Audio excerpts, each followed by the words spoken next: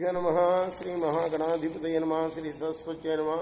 భక్తులరావు వ్యాసప్రోక్త భాగవత మహాపురాణం యథాతథంగా చెప్పుకున్నాం.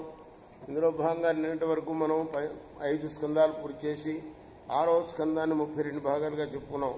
ఈరోజు 33వ భాగం చెప్పుకుందాం. చెప్పుకునే ముందు వ్యాస భగవాను ప్రార్థన చేసుకుందాం. వ్యాసాయ విష్ణురూపాయ వ్యాసరూపాయ విష్ణవే నమో వై బ్రహ్మనిధయే వాసిష్ఠాయ నమో నమః. సమర్థ సద్గురు సాయినాథ్ మహారాజ్ की जय.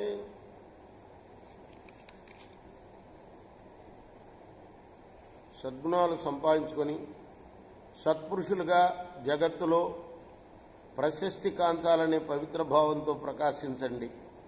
మీ తండ్రులు, తాతలు, పెద్దలు అందరూ సేవించిన సన్మార్గాన్ని మీరు కూడా ఆశ్రయించండి. ఎవ్వరూ ఎన్నడూ అవలంబించని కోపతాపాలకు లోనై పాపం కట్టుకోకండి. మండిపడే కోపాన్ని తగ్గించుకోండి. భయంతో గడగడవడుతున్న ఈ చెట్ల సమూహాన్ని దయార్థ దృష్టిలతో దర్శించండి అని చంద్రుడు చెప్తున్నాడు ప్రచేతస్సులకు.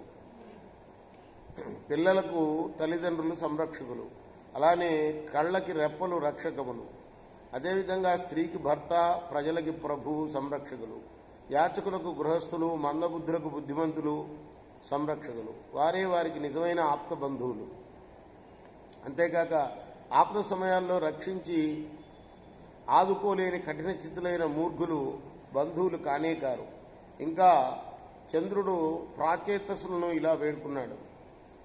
ప్రాచేతస్సులు అంటే ప్రాచీన బర్హి యొక్క కొడుకులను. సమస్త జీవరాశుల దేహాల లోపల సర్వేశ్వరుడైన శ్రీమన్నారాయణుడు ఆత్మస్వరూపంలో ఉన్నాడని మీరు తెలుసుకోవాలి.